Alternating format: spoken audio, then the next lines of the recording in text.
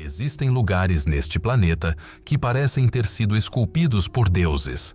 Cenários tão perfeitos, tão surreais, que desafiam a lógica, a ciência e os nossos próprios olhos. Esses destinos não estão nos filmes. Eles são reais. Estão aqui, na Terra.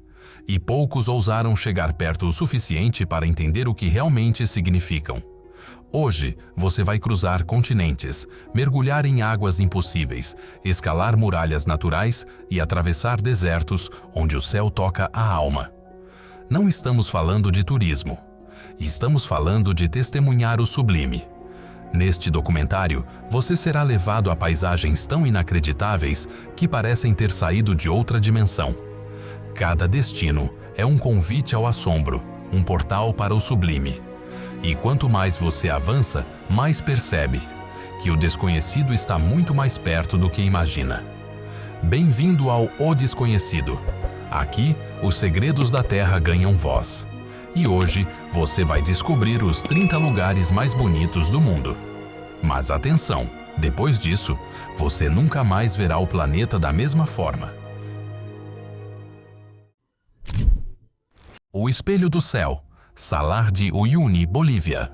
Imagine um mundo onde não há linha do horizonte, onde o céu e a terra são a mesma coisa, onde você caminha e não tem certeza se está subindo ao céu ou afundando no infinito. No coração do altiplano boliviano, a mais de 3.600 metros de altitude, existe um lugar que não deveria existir. É imenso, silencioso, plano como o próprio tempo. Chamam de Salar de Uyuni, mas esse nome não faz justiça ao que ele realmente é. Este não é apenas o maior deserto de sal do planeta. É um fenômeno, uma anomalia geológica que nasceu da morte de um colosso, o Lago Minchin, um oceano pré-histórico que evaporou há mais de 40 mil anos. O que restou foi um campo de sal branco como a neve, com mais de 10 bilhões de toneladas de minerais. Mas o que o torna sublime não é o que está sob seus pés, é o que acontece quando o céu decide descer. Durante o verão andino, as nuvens despejam sua água sobre o deserto. E então a mágica acontece. A chuva se acumula numa película rasa, milimétrica, que reveste a crosta de sal. E essa lâmina de água cria um espelho sem fim, um reflexo tão preciso que nem mesmo o olho humano consegue distinguir onde começa a realidade e onde termina a ilusão. Você para, olha para o horizonte, e ele desapareceu. Você estende a mão, e ela parece tocar o firmamento. Os céus duplicam, as nuvens se multiplicam, e o mundo se dobra ao meio, como se fosse uma pintura divina em negativo. À noite, as estrelas são tantas que não há escuridão. Há brilho, e ele está acima, e também abaixo. Caminhar ali, sob a Via Láctea refletida, é pisar dentro do próprio cosmos. Astronautas dizem que o salar pode ser visto do espaço como uma mancha branca e perfeita. Cientistas o utilizam para calibrar satélites, tamanha é sua regularidade geométrica. Mas nada disso importa quando se está ali, de pé, diante do impossível. Na cultura andina, acredita-se que o salar é um lugar sagrado, uma cicatriz deixada pelos deuses, uma porta entre os mundos. Não à toa, muitos que chegam até ele não vão apenas para ver, vão para sentir, meditar, entender. Porque o salar confronta tudo o que você acredita ser sólido e te mostra que, às vezes, a verdade é líquida, é fugaz, é reflexo. Mas há outro segredo enterrado nesse deserto branco: o lítio, o chamado ouro branco, elemento essencial na construção de baterias, satélites, mísseis, carros elétricos e sistemas que movem o mundo moderno. Sob o manto de beleza intocada, existe um dos campos mais cobiçados da geopolítica mundial. Governos, corporações e exércitos voltam seus olhos para Uyuni não pela paisagem, mas pela promessa de poder. E é aí que a beleza do salar encontra seu paradoxo. Quanto mais belo ele é, mais perigoso se torna, porque ele representa o contraste supremo entre a natureza em estado puro e o homem em seu apetite insaciável. Mas por enquanto, o Salar resiste. Resiste ao tempo, ao interesse, à exploração. E permanece ali, do mesmo jeito que sempre foi. Imóvel, silencioso, eterno. Como uma lembrança viva de que o sublime ainda existe. E que há lugares neste planeta que não foram feitos para serem dominados. Foram feitos para nos lembrar de quem realmente somos diante do infinito. Salar de Uyuni, o único lugar na Terra onde o céu pisa o chão e onde o ser humano, por um breve instante, consegue tocar o divino. A Catedral de Cristal, Antelope Canyon, Estados Unidos. Há segredos que a Terra esculpe em silêncio, segredos que não se gritam, apenas se revelam quando o sol resolve soprar luz sobre o véu da pedra. No coração do deserto do Arizona existe uma fenda na crosta do mundo. Não é larga, não é alta. À primeira vista, parece um corte modesto no chão avermelhado da nação Navajo. Mas adentre um pouco mais, e você será engolido por uma das experiências mais místicas que este planeta é capaz de oferecer. Esse é o Antelope Canyon, ou como os antigos chamavam, o lugar onde a água corre entre as rochas. Por fora, ele engana. Por dentro, ele transforma. Imagine uma catedral, mas não construída por homens, nem abençoada por reis. Uma catedral feita de arenito, vento e tempo. Teto esculpido por milênios de enxurradas que, gota por gota, foram moldando curvas e espirais com a delicadeza de um escultor cego e paciente. As paredes dançam. Sim, dançam. Não estão retas, nem imóveis. Elas ondulam como véus congelados no tempo. Cada passo dentro do cânion é um novo ângulo, um novo quadro, um novo arrepio. E então, vem a luz. Por entre as fendas superiores, feixes solares penetram como lanças divinas. E quando tocam o pó suspenso no ar, o cânion se ilumina. Não como um ambiente, mas como uma alma. Roxos, alaranjados, rosas e vermelhos vivos se sobrepõem em camadas líquidas. É como se o tempo tivesse sido estilhaçado em cores. E ali, por segundos, você não está apenas vendo, você está sentindo. Não existe som, a não ser o da sua respiração. E o leve eco dos seus próprios passos, devolvido pelas paredes milenares, como se elas estivessem sussurrando de volta. Antelope Canyon não é apenas uma maravilha geológica, é um portal, um corredor estreito entre o real e o etéreo. E como toda catedral, exige reverência. Para o povo navajo, este é um lugar sagrado, espiritual. Aqui, a natureza fala com quem sabe escutar. É o ventre da Mãe Terra, onde os espíritos ainda caminham, protegidos pela sombra da pedra. Durante séculos, esse local foi um segredo guardado a 7 ventos. Hoje, recebe viajantes do mundo inteiro. Mas não pense que se trata apenas de uma visita. É um batismo, uma iniciação, uma descida simbólica às entranhas da Terra para lembrar que somos passageiros e que a beleza mais poderosa não se encontra em monumentos, mas nas entranhas esquecidas do planeta. E quando você emerge, quando seus olhos voltam a encarar o sol do deserto, algo ficou lá dentro. Uma parte de você que entendeu finalmente que há lugares neste mundo que não foram feitos para serem explicados. Foram feitos para serem sentidos. Antelope Canyon, a catedral esculpida pelo silêncio, onde a luz toca a rocha, e a rocha devolve poesia.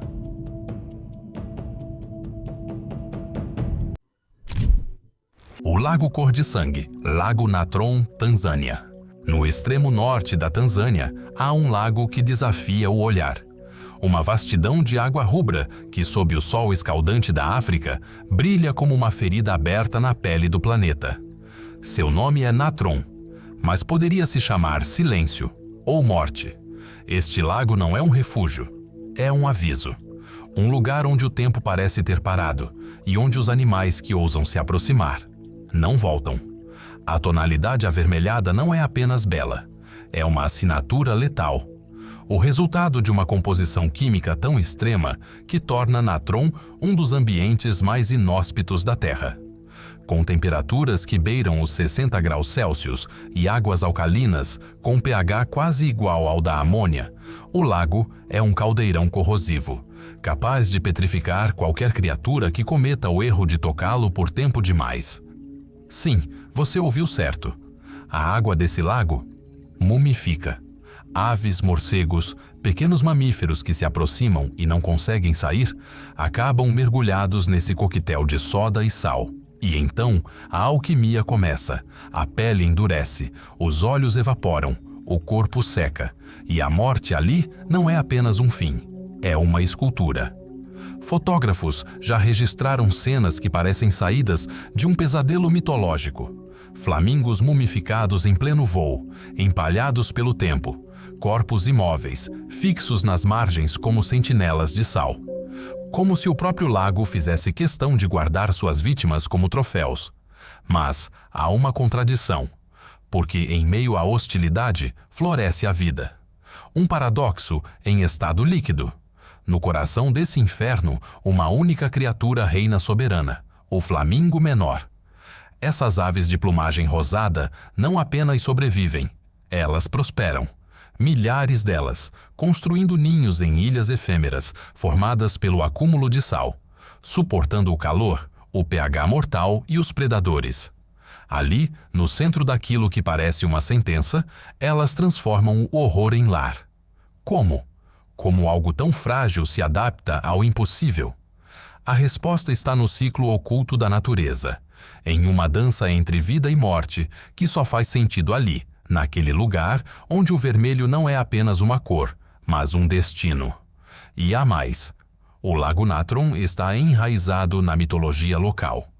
Para os povos Maasai, esse lago é sagrado. Um espelho dos deuses. Um lugar que separa o mundo dos vivos, do mundo dos espíritos. Ao fundo, vigiando o lago como um guardião ancestral, ergue-se o vulcão Oldoinhua-Lengai, o Monte de Deus. Um dos poucos no mundo que expele lava natrocarbonatítica, escura e fria. E é dessa mesma química que nasce o veneno de Natron. Como se a terra e a água compartilhassem o mesmo sangue. O Lago Natron não é uma paisagem, é uma lembrança viva de que o belo e o terrível andam juntos. De que a natureza não se dobra às nossas definições de paraíso ou inferno. Ela simplesmente é. E quando você o observa, quando o sol se põe e transforma sua superfície num oceano rubro, como vinho antigo, você entende. Há beleza na morte, há arte no desespero, e há lugares neste mundo que foram feitos não para serem tocados, mas para nos lembrar de que nem tudo o que reluz é vida. Lago Natron, o espelho de sangue da África, onde a beleza petrifica. A ilha que brilha, Vadhu, Maldivas. À primeira vista, parece um paraíso como tantos outros. Areia branca, mar translúcido, palmeiras embaladas pelo vento quente do Índico. Mas Vadhu esconde um segredo. Um daqueles que só desperta quando o mundo adormece. Quando o último raio de sol mergulha no horizonte. E o céu começa a se apagar, o mar acende. Não com fogo, não com faróis, mas com luz viva, luz líquida, luz que pulsa. É então que os passos sobre a praia deixam rastros azuis, não pegadas, mas constelações. Cada onda que lambe a areia explode num brilho celeste, como se as estrelas tivessem caído do céu para dançar à beira do mar. É real, é natural e é absolutamente inexplicável, até mesmo para quem vê com os próprios olhos. A ciência chama isso de bioluminescência. Mas nomes não bastam aqui, porque o que acontece em Vadhu não é apenas um fenômeno. É poesia marinha, é a terra se lembrando de brilhar, mesmo sem o sol. Milhões, talvez bilhões, de organismos microscópicos, chamados fitoplânctons, respondem ao movimento da água com pequenos clarões elétricos. Uma reação de defesa, um brilho que deveria assustar predadores, mas que encanta humanos. Não há espetáculo planejado, não há botão, não há garantias. A ilha que brilha, brilha quando quer, e só para quem ousa esperar. E então, tudo muda. O mar torna-se espelho do céu. Você não sabe mais onde termina o oceano e começa o universo. As ondas parecem vivas, como se respirassem. A areia se transforma em palco e cada passo seu acende o chão. Vado não é só um lugar, é um milagre em silêncio. Um lembrete de que o mundo guarda suas maiores magias nos detalhes, nos cantos esquecidos, nas noites em que ninguém está olhando. E ali, diante daquela orla iluminada por um azul sobrenatural, você não pensa em Wi-Fi, em voos, em selfies, em likes. Você apenas observa, talvez até ajoelhe, e sussurre sem perceber um obrigado. Porque há lugares que não precisam dizer nada para contar uma história. Vado é um deles. Ela não fala, ela brilha. E nesse brilho nos revela um mundo onde a natureza ainda tem seus próprios feitiços, onde o mar guarda estrelas e onde por uma noite você não caminha sobre a terra, mas sobre o próprio céu. Vado, Maldivas, onde a noite não escurece, ela floresce. O Arco dos Deuses, Torres del Paine, Chile. Há lugares na Terra que parecem moldados por mãos humanas, simétricos demais, grandiosos demais, sagrados demais. Mas e se, ao invés de mãos humanas, fossem mãos divinas? Nas profundezas da Patagônia chilena, ergue-se um monumento natural que desafia a lógica e reescreve a palavra majestade. Torres del Paine. 3 torres de granito que se projetam rumo ao céu com tamanha perfeição que parecem ter sido talhadas com propósito. Não por acaso, os povos antigos chamavam esse lugar de o Arco dos Deuses. E quando você o vê pela primeira vez, entende o porquê. As torres não são apenas pedras, são sentinelas do tempo. É como se o próprio planeta tivesse parado ali para respirar, e ao inspirar, ergueu montanhas. O vento da Patagônia não sopra, ele uiva, ele fere, ele molda. Ele sussurra segredos antigos em línguas que o ser humano já esqueceu. As nuvens se arrastam rápido demais. A luz do sol atravessa os cumes como se fossem portais. E o silêncio pesa. Torres del Paine é um santuário, mas não o tipo que convida, é o tipo que testa. O frio corta como lâmina. As trilhas desafiam cada músculo, e a altitude cobra. Mas os que persistem, os que enfrentam a caminhada, a chuva, o gelo e o medo, esses têm direito ao milagre. Ali, diante das torres, não há distração. O celular não apita. O tempo não corre. Você apenas existe. E nesse existir, sente algo raro, pequenez. Mas não é uma pequenez que diminui. É uma que engrandece, porque em meio à grandiosidade impassível daquelas pedras, você entende que está tocando o sagrado da terra, o sagrado da existência. Geologicamente, as torres são o que restou de uma batalha ancestral entre fogo e gelo, formadas por magma endurecido e moldadas por glaciares durante milhões de anos. Mas nenhuma explicação científica jamais será suficiente, porque a ciência mede, e Torres del Paine transborda. Ao redor das torres, guanacos observam em silêncio. Águias sobrevoam com olhos que já viram mais do que poderíamos imaginar. E as águas que descem das montanhas correm tão claras que refletem o céu como um espelho azul de vidro. Há uma lenda entre os andinistas. Dizem que quem toca as rochas do Paine carrega para sempre a voz do vento, e que nos sonhos pode ouvir os deuses chamando de volta. Não há como sair de lá o mesmo. Torres del Paine não é apenas um destino, é uma transformação, um altar onde cada pedra carrega um verso e cada rajada de vento uma revelação. Torres del Paine, o Arco dos Deuses, onde o céu se curva para tocar a terra. A Terra das Sete Cores, Geoparque Zhangjiadanxia, China. Imagine se alguém tivesse roubado as tintas de um arco-íris e jogado sobre a Terra. Não com cuidado, mas com ousadia, com emoção, com fúria criativa. Assim é Zhangjiadanxia, Um lugar onde o impossível parece cotidiano e onde o chão é arte.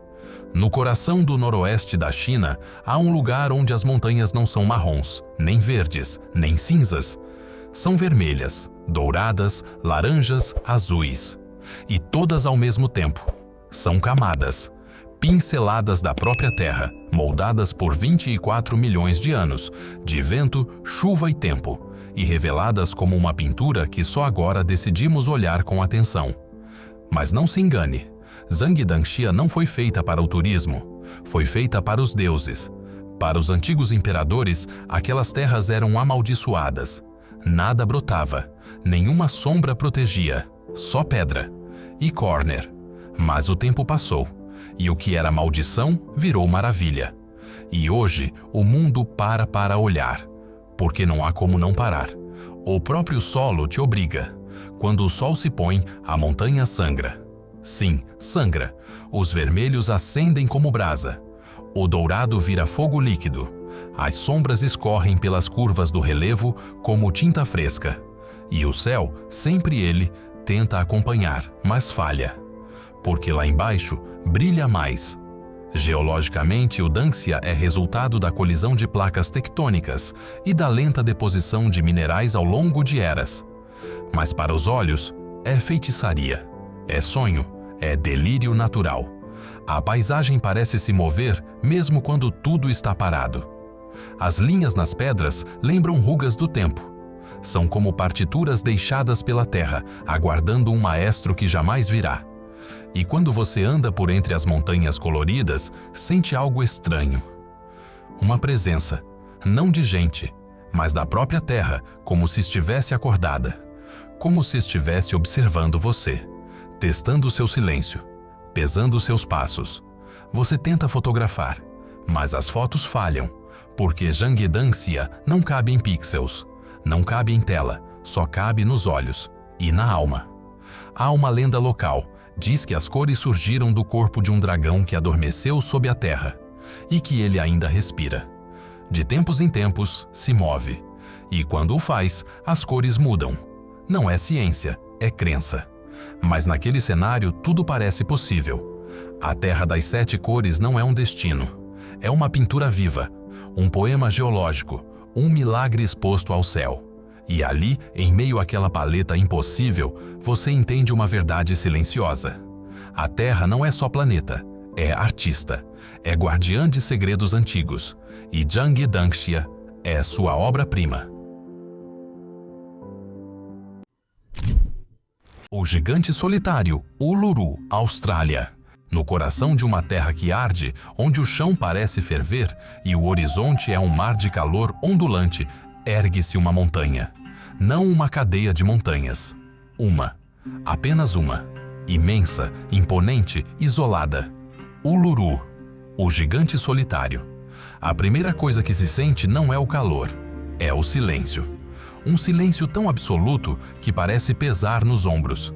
Um silêncio que cala até os pensamentos. E então ele aparece. No meio do nada. Um colosso avermelhado, surgindo como um fantasma ancestral no deserto australiano. Uluru não se impõe. Ele observa. Não há arrogância em sua presença, há sabedoria. É como se estivesse ali desde sempre, vendo o mundo nascer, crescer, errar. E tentar de novo. Com seus 348 metros de altura e quase 10 quilômetros de circunferência, Uluru não é apenas uma formação rochosa. É um coração de pedra batendo no centro da Austrália.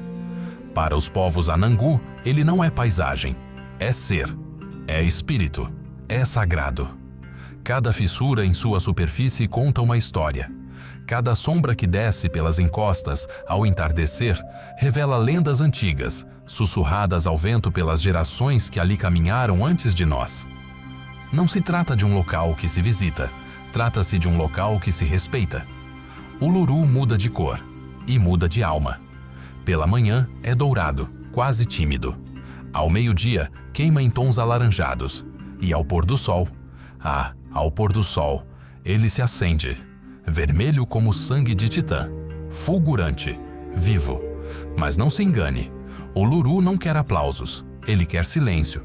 quer que você pare, sinta, entenda. Debaixo da rocha, nas cavernas e grutas escondidas, pinturas rupestres contam segredos que não estão nos livros.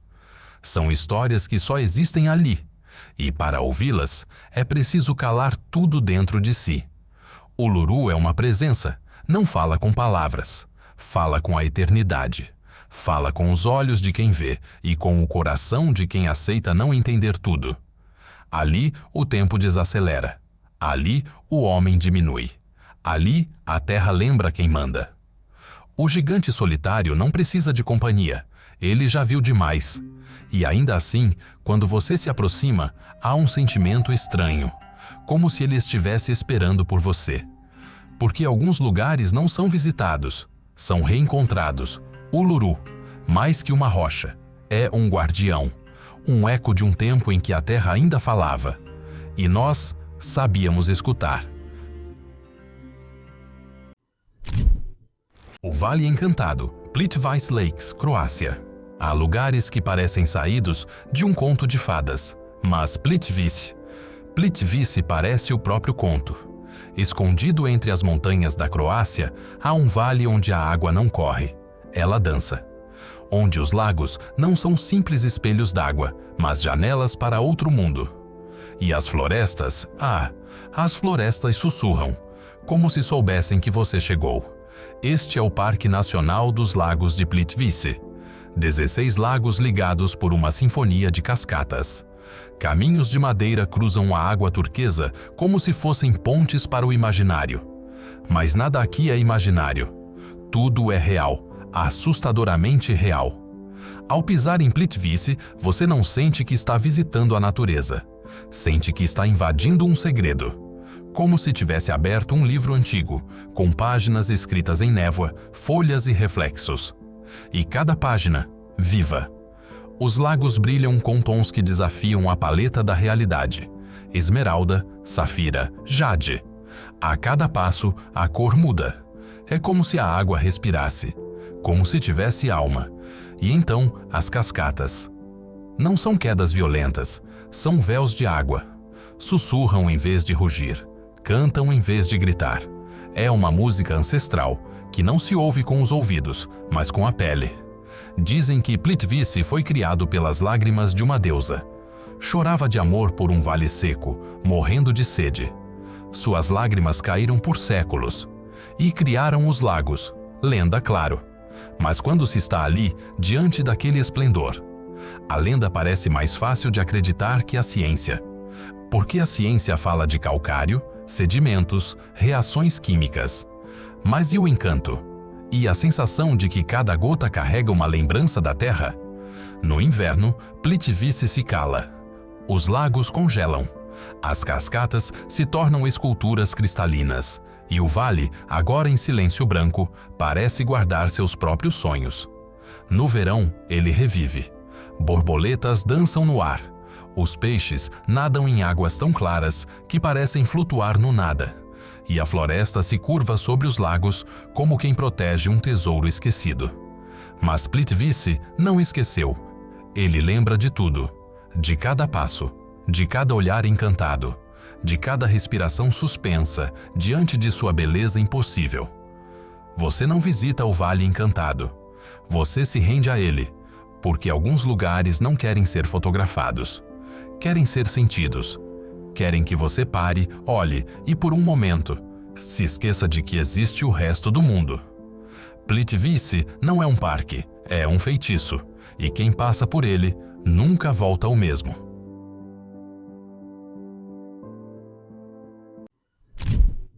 O coração do Pacífico, Bora Bora, Polinésia Francesa.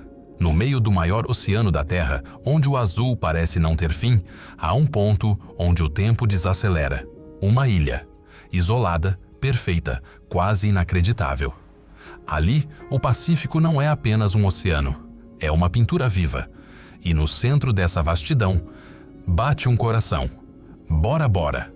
Seu nome soa como uma melodia ancestral, sussurrada pelas ondas e levada pelo vento. Mas o que os olhos veem ultrapassa o imaginável. A ilha se ergue como um templo natural. Montanhas vulcânicas cobertas por verde vibrante, lagoas cristalinas que oscilam entre o azul turquesa e o cobalto profundo, e recifes que formam muralhas de proteção como se a própria natureza quisesse guardar esse segredo. Do alto, Bora Bora parece uma joia caída do céu. Um anel de coral circunda a ilha como uma moldura divina. No centro, o Monte Otemano, uma sentinela de pedra que desafia as nuvens, como se ainda carregasse o fogo antigo de sua origem. Mas a magia não está apenas na paisagem, está no silêncio, no som suave da água batendo contra as palafitas, no calor brando que envolve o corpo como um abraço, na sensação inconfundível de que ali você não é apenas visitante, é parte do cenário. Em Bora Bora, as cores falam. O céu não é apenas azul, ele é infinito. A areia não é apenas branca, ela é memória de coral e tempo. E a água, a água, ela não reflete. Ela hipnotiza, transparente como cristal, mas com a profundidade de um sonho que se repete todas as noites. Não há buzinas, não há pressa, só o som das canoas cortando o mar, dos pássaros deslizando entre as palmeiras e da vida fluindo em seu ritmo mais puro. Para os antigos habitantes polinésios, Bora Bora era mais que um lar. Era um dom dos deuses. Um lugar onde céu e mar se tocam, onde os espíritos da natureza ainda caminham ao entardecer. E é fácil acreditar, porque quando o sol se põe e o céu se incendeia em tons dourados, há um momento, breve, mas eterno, em que tudo para, e você respira mais devagar, como se o mundo estivesse pela primeira vez em paz. Casais vêm buscar romance, viajantes, refúgio, mas todos saem com a mesma certeza. Bora Bora não é apenas um destino, é um estado de espírito, porque há lugares que se veem, e há lugares que se sentem, e no coração do Pacífico pulsa um sonho líquido, silencioso e profundo. Bora Bora, um sussurro entre as ondas, um segredo entre as estrelas, um paraíso que escolheu ficar.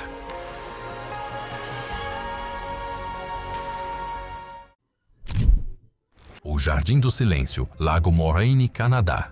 No coração das montanhas rochosas canadenses, onde o ar é tão puro que parece não ter sido tocado pelo tempo, há um lago. Não um simples espelho d'água, mas uma janela para o sublime. Um lugar onde o silêncio não é ausência de som, é presença de algo maior. Moraine. Dizê-lo já é poético, mas ver é transcendência. Escondido no Vale dos 10 Picos, este lago glacial guarda um azul que desafia a lógica. Não é céu, nem mar, nem tinta. É uma cor que parece ter sido criada apenas para existir ali, e em nenhum outro lugar. Turquesa intenso, como se as águas fossem feitas de pedra preciosa líquida. Um azul que parece respirar sob a luz do sol. Mas o que faz Moraine ser mais que beleza é o silêncio. Um silêncio denso, vivo, quase sagrado. Não o silêncio de quem não tem o que dizer, mas o de quem sabe tudo e apenas observa. Ao redor do lago, 10 picos de pedra se erguem como guardiões de uma era que já se foi. Montanhas que não falam, mas narram. Contam histórias esculpidas pelo gelo, pela chuva, pelo tempo.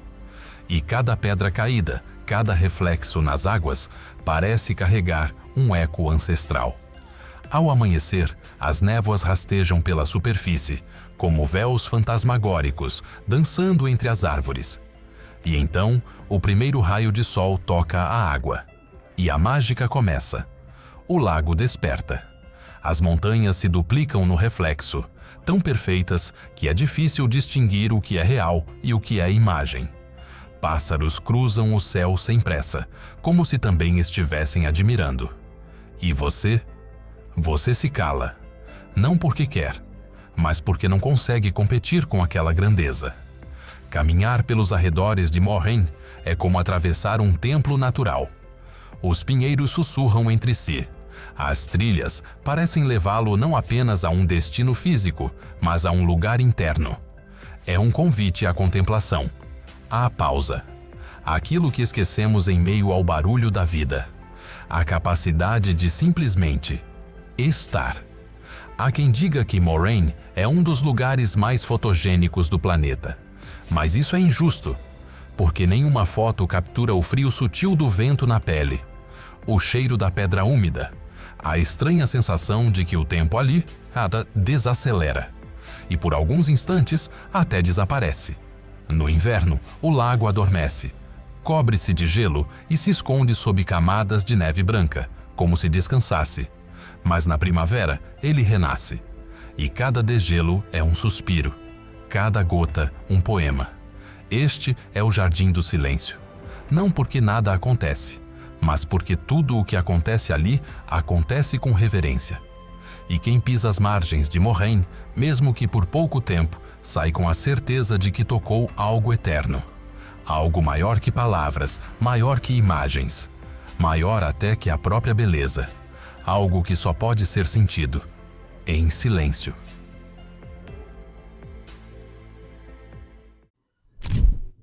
As montanhas flutuantes Tianzi, China. Imagine um lugar onde a realidade parece ter sido pintada por um artista de sonhos. Um lugar onde montanhas não tocam o chão. Elas flutuam. Este é Tianzi. No coração da província de Hunan, ergue-se uma paisagem tão surreal que desafiou a lógica dos cientistas e inspirou os maiores criadores de ficção do mundo. Ali, no Parque Nacional de Zhangjiajie, as montanhas não são montanhas, são pilares.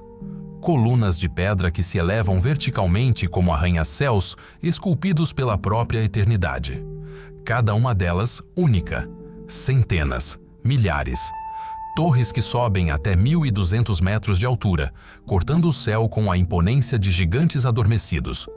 E entre elas, um véu, névoa, densa, lenta, viva. As nuvens rastejam entre as montanhas como rios suspensos no ar, escondendo e revelando as formações como se estivéssemos assistindo a uma dança milenar. Ora se mostra, ora se esconde. Ora parece terra, ora parece outro mundo. Não por acaso, foi ali que nasceram os mundos flutuantes de Pandora no filme Avatar. Mas Tianzi não precisa de efeitos especiais, porque sua beleza é real. Segundo antigas lendas chinesas, o nome Tianzi significa Filho do Céu. Foi dado em homenagem a um camponês que liderou uma revolta e se declarou imperador.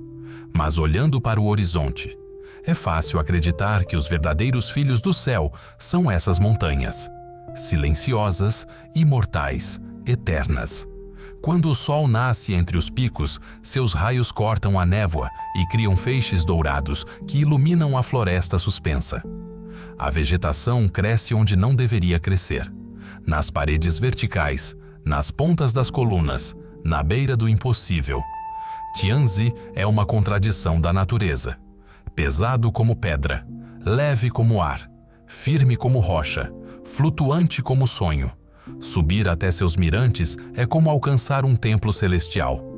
O vento sopra palavras que você não entende, mas sente.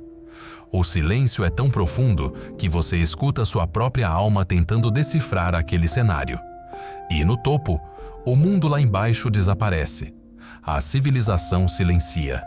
Só existe aquilo, a eternidade desenhada em pedra. Os monges dizem que Tianzi é um lugar onde os deuses descansam, onde a terra toca o céu com dedos de pedra, onde a verdade não é dita, mas contemplada. As montanhas flutuantes não são um cenário, são um estado de espírito, um lembrete de que a natureza não apenas cria, ela surpreende, ela transcende. E ao visitar Tianzi, você não vê apenas montanhas, você vê o impossível, de pé, flutuando, eterno.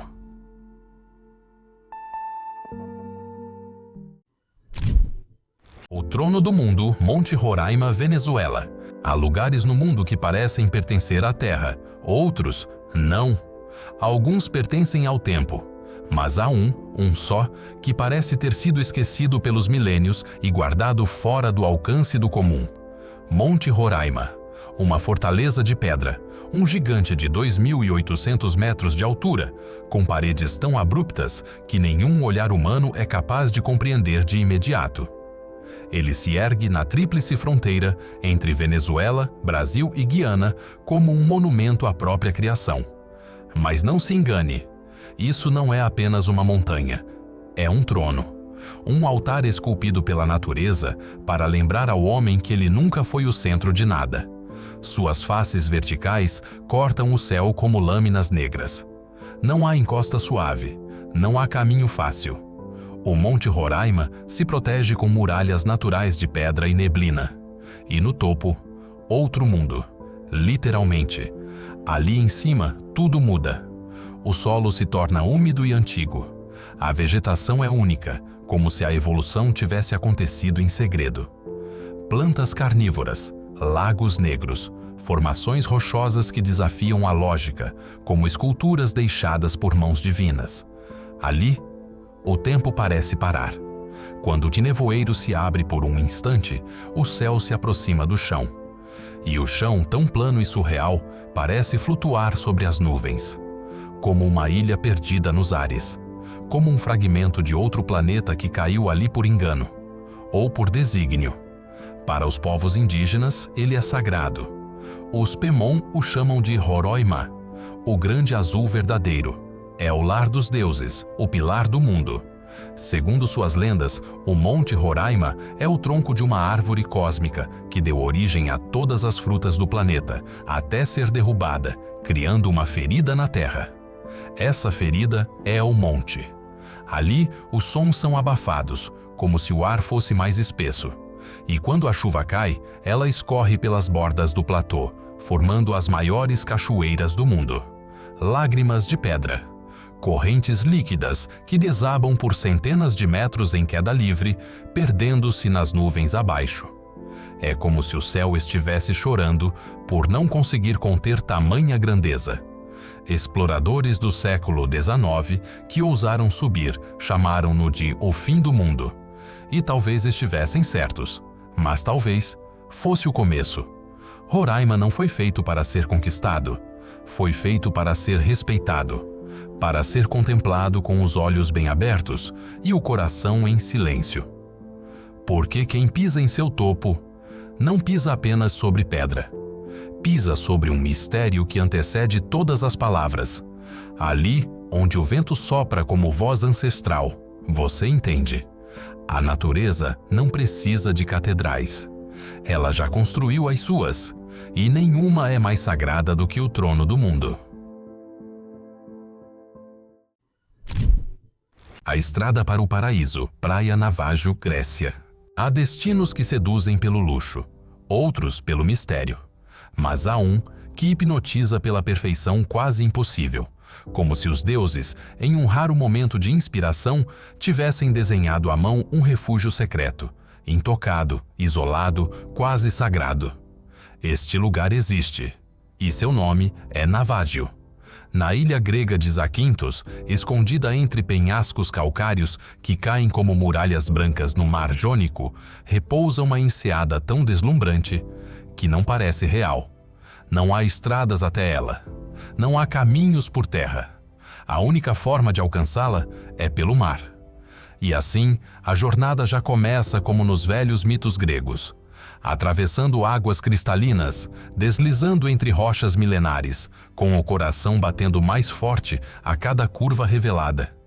E então, ela surge, como um segredo revelado aos poucos. Um semicírculo de areia branca tão pura quanto pó de mármore. Um mar de azul impossível, tão claro e profundo que parece retroiluminado por dentro. E no centro da praia, um navio naufragado, enferrujado, partido, vencido pelo tempo, mas não derrotado. Ele se tornou símbolo, uma cicatriz bela, uma marca do humano em meio à perfeição divina. Dizem que era um cargueiro de contrabandistas, encalhado ali durante uma tempestade nos anos 1980. Mas a história se tornou lenda. E a lenda, poesia. Porque, convenhamos, um cenário como este jamais poderia ter um final comum. Os paredões que cercam Navágio sobem quase 200 metros, isolando a praia do resto do mundo. Ali dentro, o som muda. O vento ecoa entre as falésias, misturando-se ao som das ondas em uma sinfonia ancestral. O tempo desacelera. Os pensamentos cessam. Você não está apenas em uma praia. Você está no centro de uma pintura viva, num pedaço da terra que parece ter escapado do toque do caos. Cada grão de areia, cada raio de luz que atravessa o mar, cada brisa que vem do horizonte, parece cuidadosamente colocado, como se o mundo tivesse sido criado só até ali. Os antigos gregos acreditavam que os deuses habitavam o topo do Olimpo.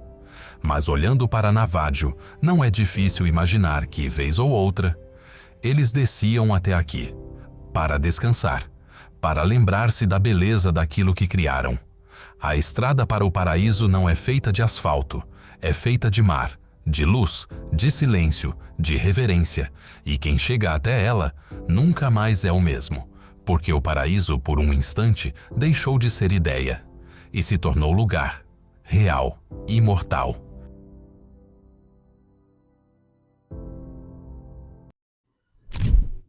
O labirinto de Petra, Petra, Jordânia. Imagine caminhar por um corredor estreito, onde as paredes ao seu redor se erguem como muralhas esculpidas pelos deuses. Rochas vivas, tingidas de rosa, vermelho, laranja e ouro. Como se o fogo do deserto tivesse ficado preso ali, petrificado no tempo. O ar é seco, mas há algo nele, um peso silencioso, quase sagrado. Cada passo ecoa com a lembrança de civilizações que desapareceram, mas nunca se calaram. Este não é um lugar comum, é uma fenda no tempo, é Petra. Oculta por séculos nas areias do deserto jordaniano, Petra é uma cidade que nasceu da rocha, literalmente. Esculpida com precisão milimétrica nos paredões de arenito, é um milagre arquitetônico e um enigma arqueológico. O caminho até seu coração é conhecido como Sikh, um desfiladeiro estreito e serpenteante que se estende por mais de 1 quilômetro. Caminhar por ele é como atravessar um véu. Você não entra apenas em Petra, você atravessa para outra era, e então, quando o Sikh se abre, ela surge, majestosa, imponente, quase sobrenatural. Al-Khazné, o tesouro. Com sua fachada de 40 metros de altura, entalhada diretamente na rocha, ela se ergue como uma miragem sólida. Colunas coríntias, frisos e esculturas detalhadas. Tudo talhado à mão, com ferramentas rudimentares e uma precisão que desafia a razão. Mas isso é apenas o começo. Petra é muito mais do que uma fachada deslumbrante. É um labirinto de túmulos, templos, teatros, altares e cavernas. Uma metrópole do passado enterrada entre os desfiladeiros de pedra. Construída pelos nabateus, mestres do deserto, comerciantes visionários que transformaram esse oásis em um centro vital da Rota da Seda. Eles não usaram cimento, usaram o próprio coração da montanha. Cada parede, cada escadaria, cada câmara secreta é um testemunho de resiliência, fé e genialidade. Mas Petra também é silêncio. Um silêncio que fala. Você o sente nas sombras que dançam nas rochas, no vento que sopra pelas ruínas como sussurros esquecidos. O tempo aqui não corre, ele observa. Testemunha de séculos de peregrinos, de reis e ladrões, de arqueólogos e sonhadores. E como toda grande cidade sagrada, Petra tem seus segredos. Câmaras ocultas, códigos ainda não decifrados, estruturas que desafiam os mapas. E perguntas que a ciência ainda não conseguiu responder. Como uma civilização sem tecnologia moderna conseguiu tal precisão? Como transportaram recursos para esse vale isolado no deserto? E por que desapareceram? Petra não é um museu, é um portal. Um lugar onde o passado ainda respira. Onde as pedras contam histórias para quem souber ouvir. Este é o Labirinto de Pedra. Não apenas uma das 7 maravilhas do mundo moderno, mas um lembrete esculpido em silêncio de que a grandiosidade pode sim resistir ao tempo. E aqui no coração da Jordânia, ela resiste, imponente, inabalável, eterna.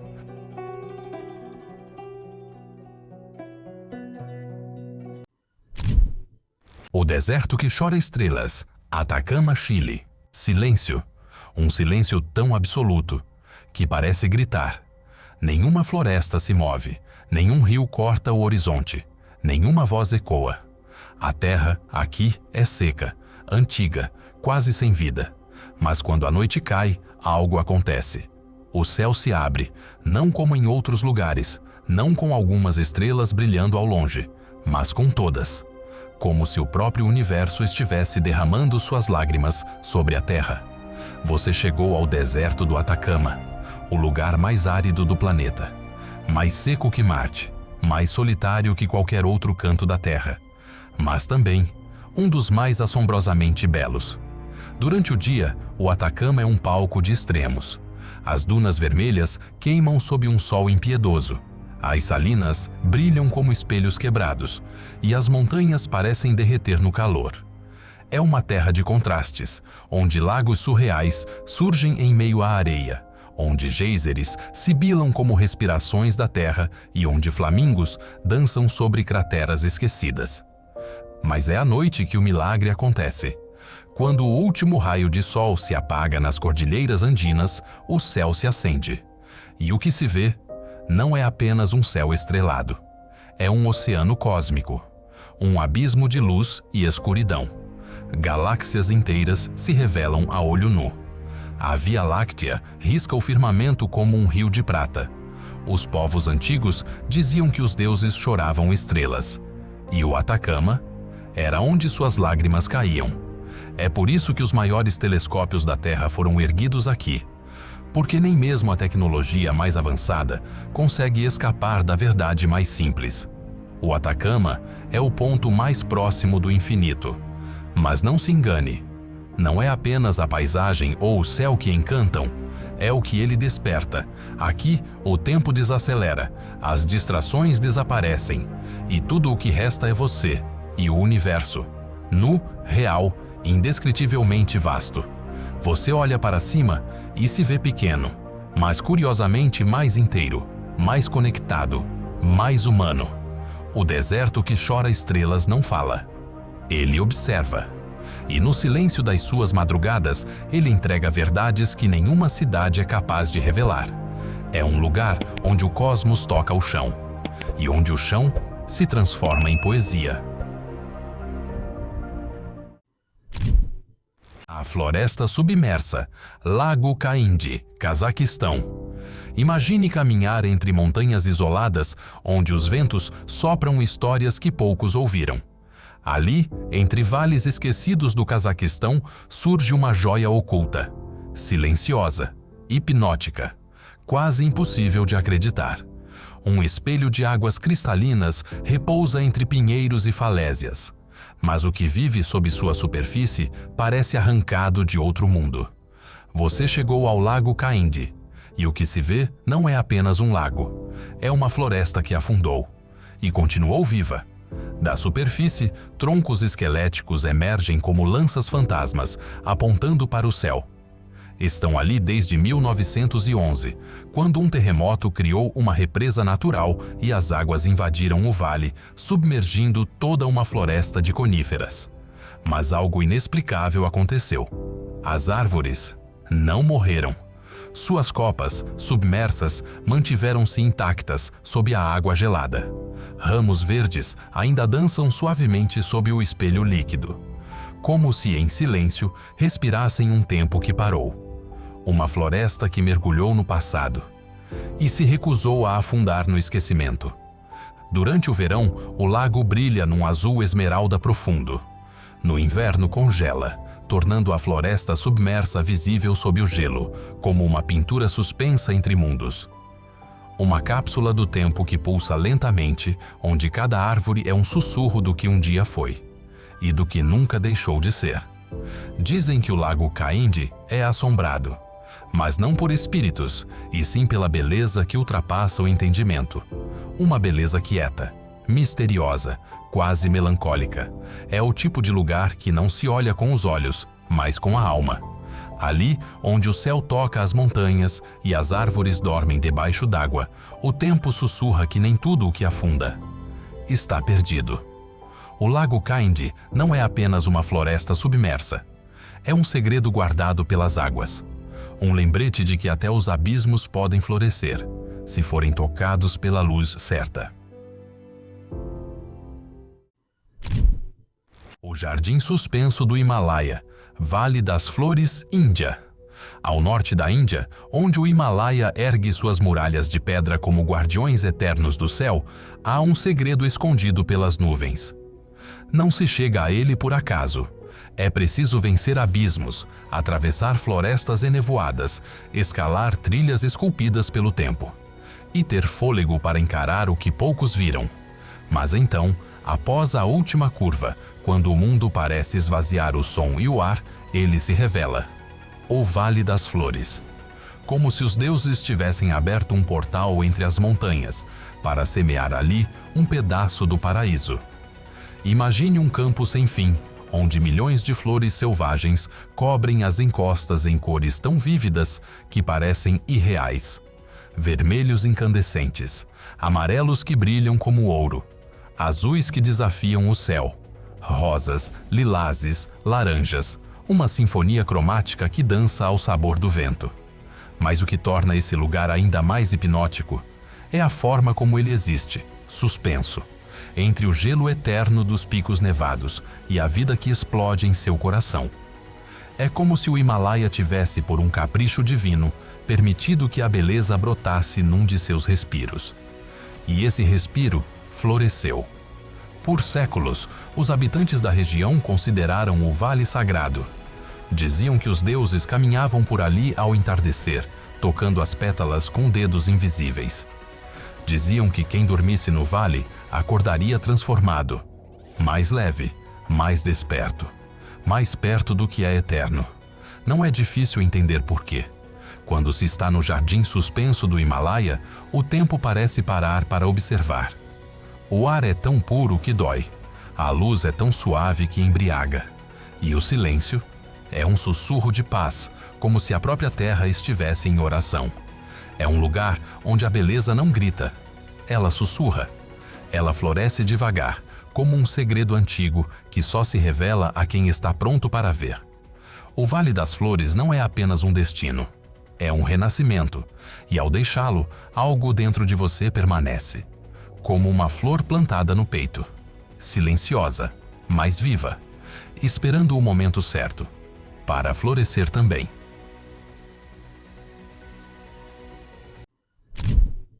As Escadas do Vento, Machu Picchu, Peru. Há lugares que contam histórias, e há lugares que são histórias. Cravado como um sussurro nas costelas dos Andes peruanos, há um santuário onde a pedra e o céu aprenderam a conversar. Um reduto suspenso entre as nuvens e o abismo.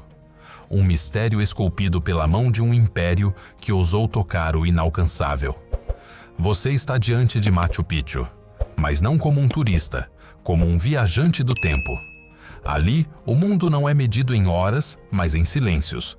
E cada degrau é uma memória gravada na pele da montanha. Chamam-nas de as Escadas do Vento. E não é por acaso. Elas desafiam a lógica. Atravessam penhascos, contornam precipícios, escalam a neblina como se fossem guiadas por deuses invisíveis. São passagens que não conduzem apenas ao topo, mas ao invisível. Machu Picchu não foi feita para ser vista. Foi feita para ser sentida. Não foi construída para dominar, mas para compreender. Como se os incas, ao levantar cada bloco de pedra milimetricamente ajustado, estivessem decifrando a alma das montanhas. E, de fato, há algo de sagrado ali. O sol, ao nascer, não apenas ilumina, ele ativa. A luz escorre pelas ruínas com precisão cirúrgica, tocando templos, nichos e altares, como se estivesse lendo um manuscrito antigo esculpido na rocha. E o vento, que sopra entre os corredores e plataformas, carrega histórias que não estão nos livros, mas na pedra e no silêncio.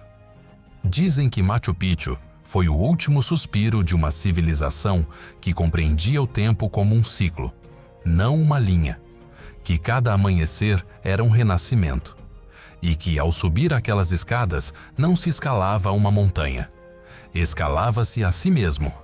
Hoje, muitos vêm em busca de respostas. Mas Machu Picchu não dá respostas. Ela devolve perguntas. Quem somos? De onde viemos? O que deixaremos para trás? Em um mundo apressado, ela permanece ali, intacta, paciente, olhando para o céu como quem sabe que a eternidade não tem pressa. Porque Machu Picchu não foi feita para ser conquistada, foi feita para ser ouvida, com o coração. E quando você partir, as escadas continuarão lá, esperando o próximo espírito disposto a subir, não apenas montanhas, mas verdades. A Ilha Rosa, Lago Hillier, Austrália. Em um canto remoto da costa australiana, onde o oceano ruge contra pedras milenares e o vento sopra histórias que ninguém mais ouve, existe um enigma que não se encaixa nas cores da terra. Não é verde como a floresta, nem azul como o mar. É rosa, puro, intenso, surreal. Um lago que desafia tudo o que sabemos sobre a natureza. Um milagre escondido em plena ilha Middle, onde a própria lógica se curva diante da beleza inexplicável. Este é o Lago Hillier, a Ilha Rosa. Vista de cima, a paisagem parece uma pintura. De um lado, o verde escuro da vegetação rasteira. Do outro, o azul profundo do Oceano Antártico. E entre eles, uma mancha rosa-choque tão absurda que parece criada por um artista ousado demais para obedecer às leis da física. Mas não é ilusão, não é reflexo. A água é realmente rosa, mesmo em um frasco, mesmo na palma da mão. Por séculos, os povos que se aventuravam por essas costas acreditavam que o lago era uma bênção dos deuses ou uma cicatriz da terra. Outros, mais supersticiosos, diziam que era um portal, não de fogo ou pedra, mas de cor. Um atalho entre dois mundos, entre o natural e o que ainda não compreendemos. A ciência tenta explicar algas salinas, micro-organismos, reações químicas. Mas nenhuma fórmula substitui o espanto, nenhum gráfico traduz o arrepio. Porque quando você está diante do Lago Hillier, não importa o motivo, importa o sentimento, a quebra da realidade, o silêncio que se instala quando o impossível está, de fato, diante dos seus olhos. E há algo de poético nisso. Em um planeta marcado por desertos áridos, florestas hostis e oceanos vorazes, há espaço para a delicadeza, para a cor, para o improvável. O Lago Hillier não grita por atenção. Ele apenas existe, sereno, como se dissesse: a beleza mais rara é aquela que não precisa se explicar. E talvez, no fundo, ele esteja nos lembrando de algo essencial: que o mundo ainda guarda segredos que desafiam a lógica, que nem tudo pode ou deve ser entendido. Algumas maravilhas foram feitas apenas para serem sentidas. E nesse rosa silencioso, há uma verdade escondida. Há de que a Terra ainda sonha, e nós ainda somos capazes de nos maravilhar. A Terra Fervente, Pamukkale, Turquia. Imagine caminhar sobre nuvens petrificadas, mas elas não estão no céu, estão aos seus pés, brancas como a neve, curvas como o tempo e quentes como o ventre da terra. Bem-vindo a Pamukkale. Na língua turca, o nome significa castelo de algodão. Mas aqui, o algodão ferve, e as pedras sangram calor. No coração da Anatólia, onde lendas de impérios se misturam com sussurros geológicos, a natureza decidiu criar sua própria escadaria para os deuses. Terraços brancos, empilhados como camadas de um sonho, escorrem pelas encostas, como se alguém tivesse congelado uma cachoeira de leite em pleno movimento. Mas não se engane. Ali dentro, pulsa o coração incandescente da terra.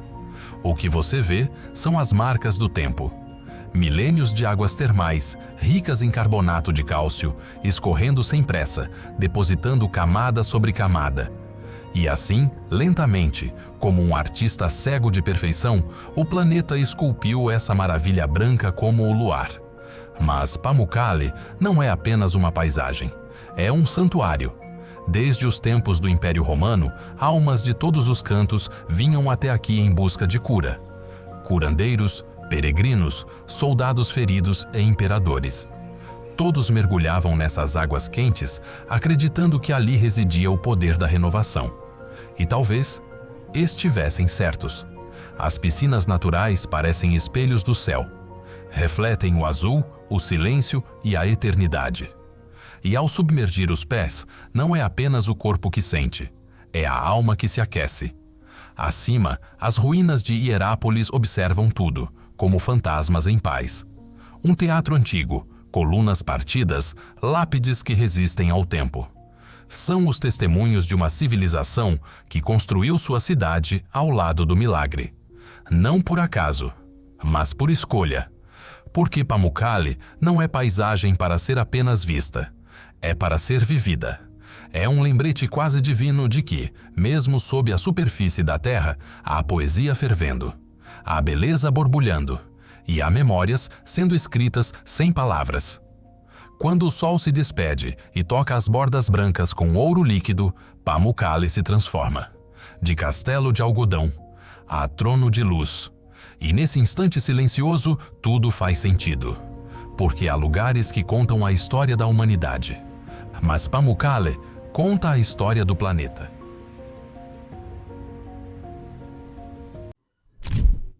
As Torres de Pedra, Capadócia, Turquia. Em um mundo esculpido pela pressa, há um lugar onde o tempo caminhou devagar. Tão devagar que deixou para trás um rastro de sonhos em pedra. Um labirinto de formas impossíveis, castelos de vento e torres que brotam da terra como sentinelas de um passado que ninguém ousa esquecer. Este é o reino silencioso da Capadócia, a terra onde rochas têm memória, e o céu é um palco para balões e histórias. Nada aqui parece real.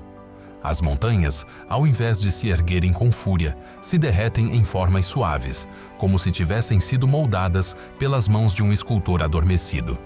As chamadas chaminés de fada, colunas rochosas que desafiam a gravidade, se espalham por vales e colinas, como as torres de uma cidade perdida. Uma cidade esculpida pelo fogo, pela cinza e pelo tempo. Milênios atrás, foram os vulcões que sussurraram a primeira nota desta sinfonia geológica. A lava cobriu a terra, e o vento, com paciência infinita, esculpiu o que hoje parece ser um cenário saído de outro planeta. E então vieram os homens. Não para dominar, mas para coexistir. Eles escavaram a rocha macia, criaram cavernas, casas, igrejas. Construíram cidades inteiras sob a terra, como Derinkuyu, onde milhares de pessoas viviam, protegidas dos invasores e do tempo. Como se a Capadócia, com sua aparência de fantasia, fosse também fortaleza. Ao amanhecer, um espetáculo silencioso toma o céu. Balões de ar quente se erguem como espíritos coloridos. Flutuam sobre os vales, as torres e as cavernas, oferecendo uma visão que por um instante suspende até a realidade. Visto de cima, o mundo parece pequeno, mas a Capadócia parece infinita. Ela não precisa de palavras, nem de explicações. Ela apenas existe, emoldurada por um silêncio que fala mais alto do que qualquer som. Um silêncio que ecoa histórias de monges, guerreiros, peregrinos e sonhadores. De povos que não apenas passaram por aqui, mas deixaram algo, uma marca, um suspiro cravado na pedra. Capadócia é mais que um destino, é um lembrete de que o planeta ainda tem poesia, de que em algum lugar do mundo o improvável ainda respira, e que há torres, não feitas por reis ou impérios, mas pela própria terra, que continuam de pé, esperando o olhar certo para contar, em silêncio, uma história que nunca deixou de existir. O Colosso Branco, Jökulsárlón, Islândia. Silêncio, um silêncio tão profundo que parece antigo, tão puro que até os ventos sussurram baixinho, com medo de acordar o gigante adormecido. À frente, estende-se uma vastidão de água glacial, cristalina como vidro, gelada como o tempo, e flutuando sobre ela, fragmentos de eternidade. Você acaba de chegar a Jokulsarlon, o lago onde o gelo respira, onde o passado se desprende em blocos colossais e desliza, com majestade, sobre as águas do presente. No sudeste da Islândia, onde a Terra encontra seu próprio limite entre o fogo e o frio, existe uma catedral gelada, construída não por mãos humanas, mas pela dança milenar entre glaciares e marés. Aqui, o Vatnajökull, o maior glaciar da Europa, sangra em silêncio. E o que se desprende dele não é destruição, é arte. Icebergs de um azul hipnotizante, esculpidos com uma perfeição que desafia qualquer escultor vivo, flutuam como se fossem relíquias celestes. Uns são translúcidos como cristal, outros guardam em suas rachaduras segredos aprisionados há milênios. Eles se movem com lentidão imponente, como reis que desfilam em um reino submerso. Mas há algo ainda mais profundo em Jokulsarlon. Algo invisível aos olhos apressados. Esse lugar é uma cápsula do tempo. Cada iceberg aqui é uma memória congelada do planeta. Um pedaço de uma era em que o mundo era jovem, e o homem ainda era um sussurro no futuro. E então, o som, um estalo agudo, um rugido distante, é o gelo quebrando. É o colosso se partindo, não com violência, mas com elegância brutal. E ao cair nas águas geladas, ele nos lembra que até os gigantes mais antigos cedem. Mas caem com beleza, com dignidade. A noite cai devagar, nesse cenário onírico, e a aurora boreal dança sobre o lago como uma chama líquida no céu. Verde, roxa, azul, cores que não se explicam, só se sentem. É como se o universo pintasse com emoção. E Jokulsarlon fosse sua tela favorita. Aqui cada sopro do vento parece orquestrado. Cada reflexo sobre o gelo é um poema visual. E cada segundo é um lembrete de que há lugares na Terra que não pertencem a este mundo. Jokulsarlon não é apenas o colosso branco da Islândia. É o sussurro do planeta antes de adormecer. É a prova de que o silêncio pode ser grandioso. E que mesmo nas margens mais geladas do mundo, há beleza queimando, com a intensidade de um fogo invisível. A Janela do Abismo, caverna de gelo de Mutnovsky, Rússia. Em uma das regiões mais inóspitas e intocadas do planeta, onde o solo treme e o vapor sobe da terra como se o mundo estivesse em ebulição, esconde-se uma entrada que parece ter sido talhada pelos próprios deuses da natureza. Ela não convida, ela chama. Como uma sirene silenciosa no coração da península de Kamchatka, na Rússia, a caverna de gelo de Mutnovsky se revela, não como um abrigo, mas como um portal para outra dimensão. Imagine caminhar sobre um manto de cinzas vulcânicas e gelo ancestral, onde cada passo ecoa o sussurro de eras passadas. O céu cinzento pesa sobre o horizonte, e o ar cheira a enxofre e eternidade. E então, como se o próprio planeta abrisse os olhos por um instante, surge uma abertura gélida, curva, luminosa. A janela do abismo. Ao adentrar essa fenda viva, o mundo lá fora se apaga. A temperatura cai, mas o coração acelera. Porque lá dentro, algo impossível acontece. O gelo brilha. Não de forma comum. Ele reluz em tons irreais. Azuis profundos. Verdes fantasmagóricos. Raios dourados filtrados pelas finas camadas de gelo tornam o interior da caverna uma catedral viva, feita de cristal e silêncio. As paredes respiram, gotejam, cantam. É como se a terra sussurrasse um segredo que só poucos ouviriam. Um segredo antigo, moldado por fogo e congelado no tempo. E é aí que se revela a dualidade mágica desse lugar. Mutnovsky não é apenas gelo, é fogo também.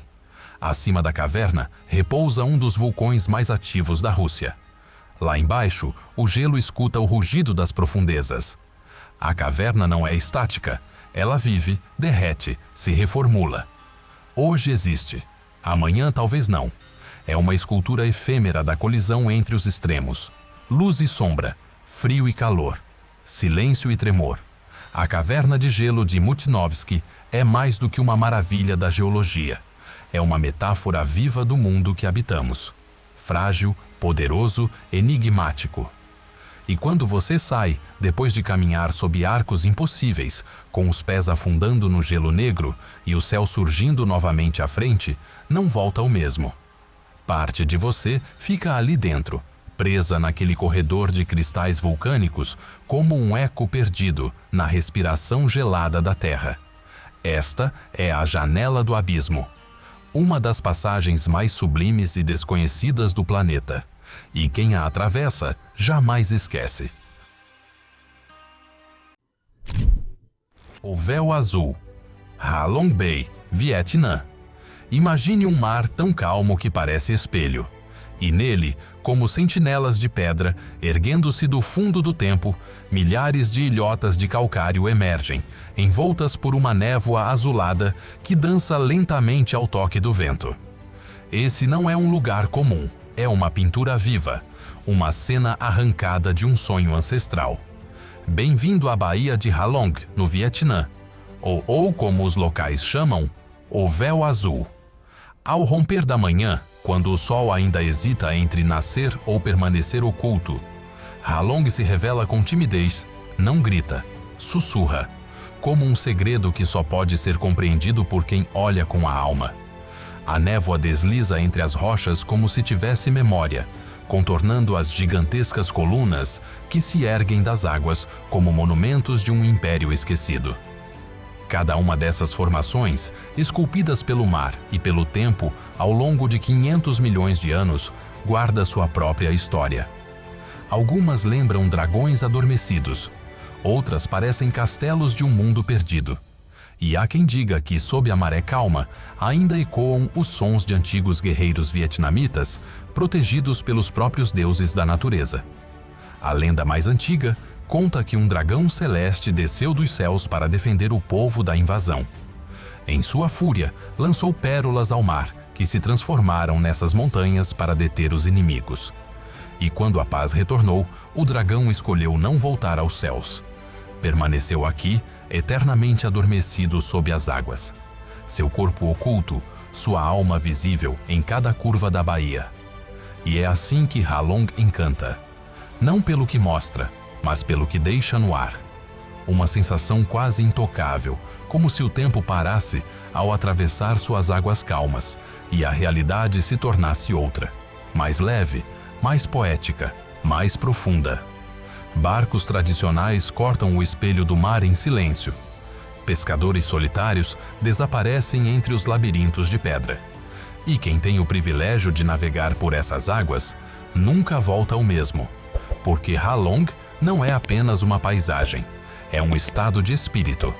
É o sussurro azul de um mundo que já existia antes do primeiro homem, e que talvez continue ali, mesmo quando nós não estivermos mais. Este é o Véu Azul, um poema esculpido em pedra, envolto pela névoa e protegido pelos mitos. Um lugar onde o silêncio tem voz, e onde cada olhar revela um novo mistério. O Sopro do Silêncio, Parque Nacional de Banff, Canadá. Imagine um lugar onde o tempo não corre, ele paira, onde o ar é tão puro que parece ter sido filtrado pelas estrelas. E o silêncio, o silêncio, não é ausência de som, é presença de algo maior.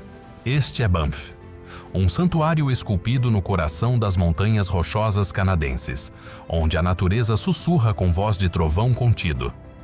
Bem-vindo ao Sopro do Silêncio. Em Banff, as manhãs nascem entre muralhas de gelo e granito. As montanhas, vestidas com neve eterna, espelham-se em lagos de um azul impossível, como o Lago Moraine, tão calmo que parece cristal líquido, tão profundo que parece guardar as memórias da terra. Ao caminhar por suas florestas de pinheiros antigos, você sente, não ouve, sente, um pulsar invisível que emana da terra, das folhas, do próprio ar. Como se a natureza respirasse devagar, no ritmo de algo sagrado. É o tipo de silêncio que não nos silencia, nos transforma. O Parque Nacional de Banff é o primeiro do Canadá e um dos mais antigos do mundo. Mas o que há aqui vai além da história. É um lugar onde os espíritos das montanhas ainda vivem, onde os alces caminham com a lentidão dos sábios, onde os ursos grizzly são reis silenciosos e discretos, e onde o homem não manda, apenas contempla. Quando a neblina cobre os vales, Banff se torna uma pintura em movimento. Um cenário onde o branco do gelo se mistura ao verde das florestas e ao cinza das pedras. E em cada curva das trilhas, uma nova cena, como se a terra se reinventasse a cada passo. No inverno, o parque se cala sob o peso da neve, mas é um silêncio vivo, cheio de promessas. No verão, flores selvagens explodem em cores entre as pedras, mas mesmo a beleza grita baixinho. Banff não fala alto, não chama a atenção, não tenta impressionar, ele apenas é. E isso é o bastante, porque há lugares que nos gritam ao coração, e há outros que tocam a alma com a leveza de um sopro, o sopro do silêncio, onde a imensidão não oprime, acolhe, onde a beleza não exibe, revela, e onde o mundo, por um instante raro, parece em paz. Neste lugar, você não apenas vê a natureza, você a escuta, mesmo quando ela não diz nada. O Reino da Areia Viva, Lençóis Maranhenses, Brasil. Imagine um deserto, mas um deserto que trai tudo o que você conhece sobre desertos. Aqui, o calor queima, o vento esculpe, a areia dança. Mas no lugar onde o mundo deveria morrer de sede, brotam lagos, azuis, verdes, cristalinos, espalhados como olhos secretos da terra, protegidos por um véu de areia que nunca repousa. Bem-vindo aos Lençóis Maranhenses, ou como os antigos pescadores da região sussurravam nas noites de vento forte, o Reino da Areia Viva. Este é um lugar onde a própria lógica se curva, onde a natureza esqueceu as regras e decidiu brincar de artista. Mais de 1000 quilômetros quadrados de dunas que se movem como se respirassem, como se tivessem vida própria. E entre elas, durante alguns poucos meses por ano, a chuva, tão rara e tão precisa, transforma o solo em um mosaico líquido. Lagos que aparecem do nada e desaparecem como se nunca tivessem existido. É como caminhar dentro de um sonho, onde cada passo afunda em silêncio e cada horizonte parece inventado. Não há ruído aqui. Apenas o som do vento deslizando sobre as cristas das dunas, como dedos afinando um instrumento invisível. Durante o dia, o sol transforma a areia em ouro.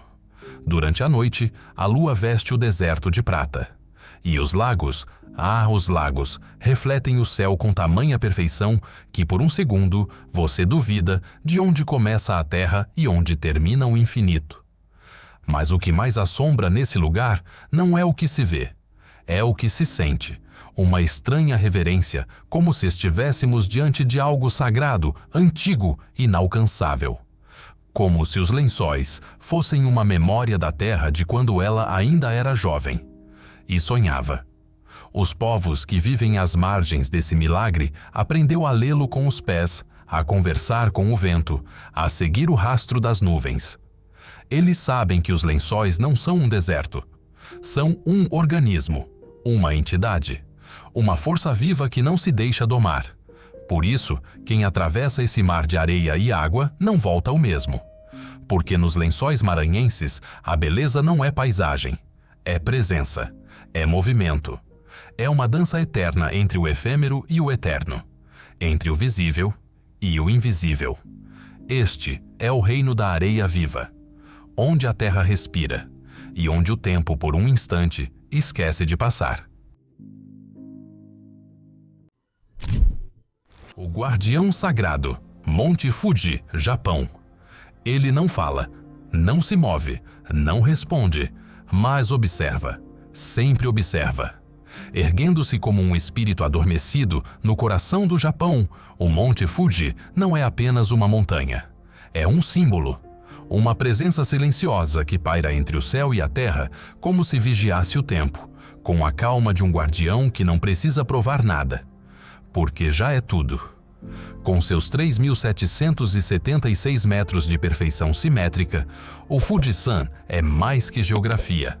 É alma, é lenda, é poesia congelada em pedra e neve. No inverno, ele veste branco como um monge em meditação, refletindo a luz como se o sol lhe pedisse licença para nascer. No verão, ele se despe das nuvens, revelando sua forma exata, como se soubesse o momento certo de se deixar ver. Durante séculos, peregrinos, poetas, samurais e imperadores olharam para ele em busca de respostas. Ou talvez, em busca de silêncio. Dizem que quem alcança seu cume pode ouvir o sussurro dos deuses. Dizem que suas encostas guardam memórias de eras esquecidas e que cada trilha desenhada em sua pele é um caminho espiritual, um convite à transcendência. Mas não se engane, o Monte Fuji não é apenas beleza. É uma força contida, um vulcão adormecido que carrega o poder de despertar. Como um guerreiro em paz, ele aguarda. Sempre calmo, sempre alerta. Ao redor dele, o Japão floresce. Lagos espelham sua imagem como se o venerassem. Templos se curvam à sua sombra, e pessoas param para contemplá-lo. Não porque precisam, mas porque algo dentro delas reconhece sua grandeza. Nas manhãs mais claras, quando o nevoeiro se dissipa como um véu, há um instante apenas, em que o mundo parece parar. E então, ali está ele, imóvel, inabalável, inquestionável. O Monte Fuji não é apenas o ponto mais alto do Japão, é o mais profundo também, porque não se mede o que ele representa pela altitude, mas pela reverência. Este é o guardião sagrado, não apenas uma montanha, mas um espírito ancestral, um eco da eternidade que permanece ali onde o céu começa. E mesmo que você o veja apenas uma vez, ele permanecerá com você para sempre. O Templo de Gelo, Aoraki, Mount Cook, Nova Zelândia. No sul do mundo, onde o silêncio é cortado apenas pelo som do vento que dança entre vales e geleiras, ergue-se um santuário esculpido pela eternidade. Seu nome ecoa como um cântico ancestral, Aoraki. Para o mundo moderno, ele é o Monte Cook. Para os maoris, é mais do que uma montanha. É um deus transformado em pedra. Com 3.724 metros de imponência, Aoraki não apenas domina a paisagem da Nova Zelândia, ele a transcende. É um templo esculpido em gelo e granito, onde o tempo congela e a alma desperta. Nuvens não ousam cobri-lo por muito tempo. Elas se afastam como véus diante de uma divindade. E quando o céu se abre, Aoraki brilha. Sua coroa nevada cintila sob o sol, como uma joia sagrada guardada pelas mãos do universo. As encostas geladas guardam a história de eras esquecidas. As geleiras, silenciosas mas vivas, sussurram canções que só os ouvidos atentos conseguem captar. E o ar, o ar, é puro como o primeiro sopro da criação. Dizem que os deuses ainda habitam ali, nos recantos onde o gelo encontra o céu. Dizem que cada avalanche é um murmúrio divino, e que os que escalam suas paredes brancas não buscam apenas o cume, buscam redenção, buscam conexão, buscam entender o que são diante de tamanha magnitude. Os maoris contam que Aoraki era um jovem celestial, cujo barco encalhou nos recifes do mundo inferior. Ele e seus irmãos foram transformados em pedra, e Aoraki se tornou o mais alto de todos, eternizado como o guardião da terra das longas nuvens brancas. Mas há algo em Aoraki que vai além da lenda. Uma presença, uma força que se sente antes mesmo de vê-lo, como se a própria Terra respirasse mais forte naquele ponto exato. Como se o planeta tivesse um altar, e Aoraki fosse esse altar. A noite cai, e o templo de gelo se transforma. Sob o manto estrelado da Via Láctea, ele reluz como uma catedral cósmica, conectando o solo ao infinito. Ali, cada estrela parece mais próxima, cada pensamento mais leve. Ali, o homem e o mundo se encontram em equilíbrio. Este não é um lugar comum, é sagrado. É um lembrete de que existem forças maiores que o ruído das cidades, maiores que o orgulho humano. Aurak não grita, ele não chama, mas quem ouve seu silêncio jamais volta ao mesmo. O templo de gelo, não apenas uma montanha, mas uma revelação, fria, poderosa e eterna. A Fortaleza de Pedra, Sigiriya, Sri Lanka.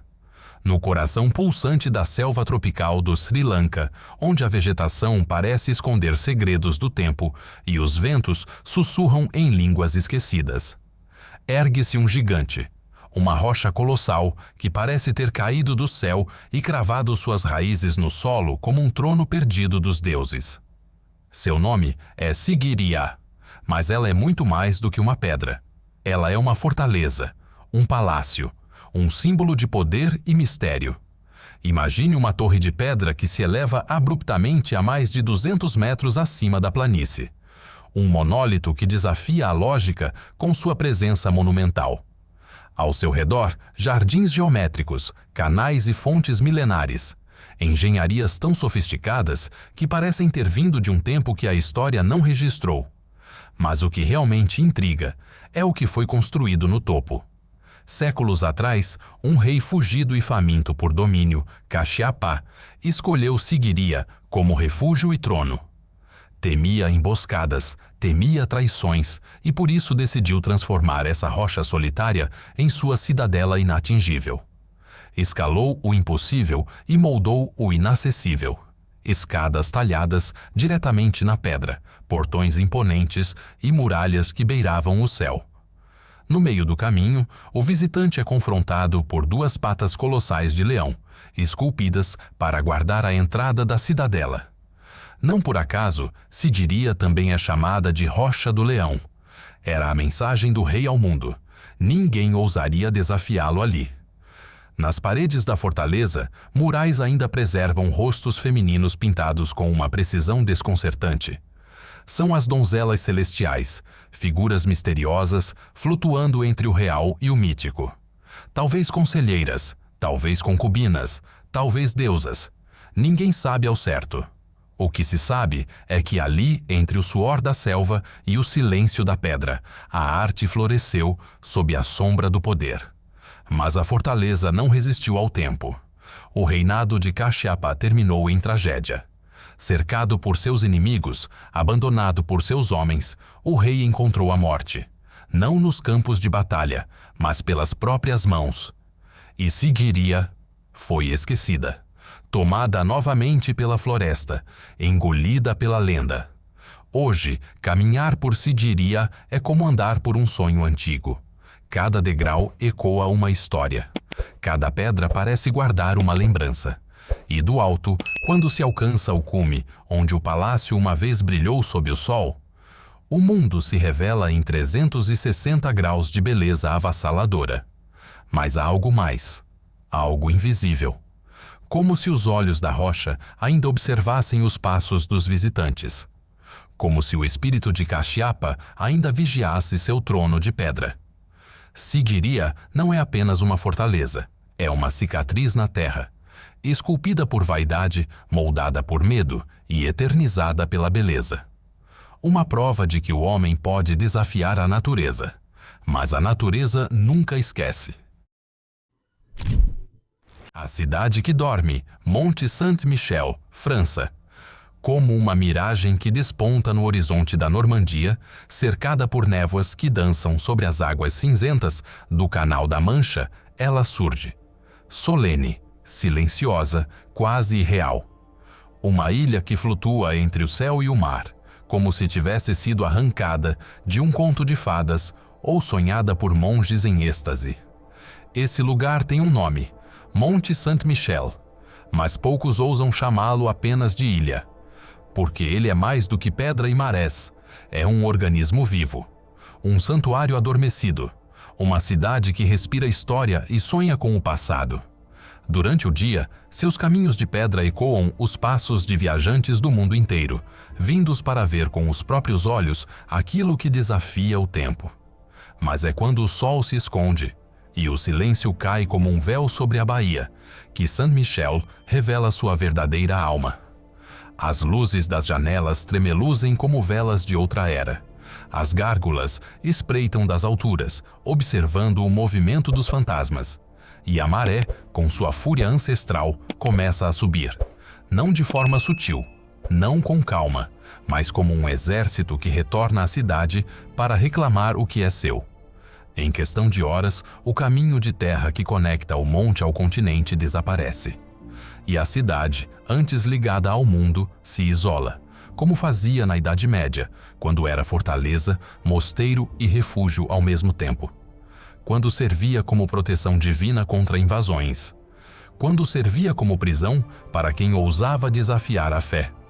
No topo, a abadia ergue-se como uma coroa de pedra, majestosa, imponente, e acima dela, a estátua dourada de São Miguel, o arcanjo guerreiro, aponta sua espada flamejante para os céus. Ali, disse que céu e terra se tocam. Ali, o sagrado e o profano coexistem. Mas o que torna Saint-Michel ainda mais fascinante não são apenas suas muralhas, sua arquitetura gótica ou suas lendas medievais. É a sensação de que o tempo para dentro de seus portões. Como se cada ruela, cada degrau íngreme, cada arco de pedra, guardasse uma lembrança que o mundo moderno tenta esquecer. É a cidade que dorme, não por cansaço, mas por escolha. Uma cidade que sussurra histórias para quem sabe escutar, que fecha os olhos ao ruído do presente e se embala nos ecos do passado. Quando a maré baixa e o caminho reaparece, os visitantes retornam. Mas o que eles levam é mais do que fotografias. É um encantamento, um arrepio, uma dúvida sussurrada pela própria pedra. Será que Saint-Michel é real? Ou é o sonho de um tempo que nunca existiu e que insiste em acordar todas as manhãs só para nos lembrar de que a magia ainda mora entre nós?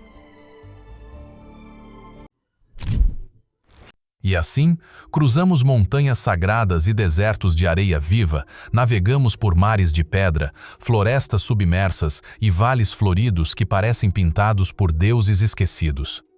De cada canto deste planeta brotam maravilhas que desafiam palavras que silenciam até o coração mais inquieto.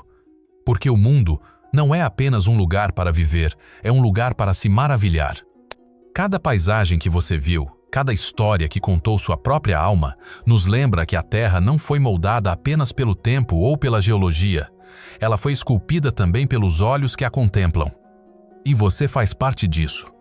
Se esta jornada tocou algo em você, um sonho adormecido, um desejo de explorar, ou apenas aquela sensação de que há mais lá fora, esperando para ser descoberto, então o nosso papel está cumprido.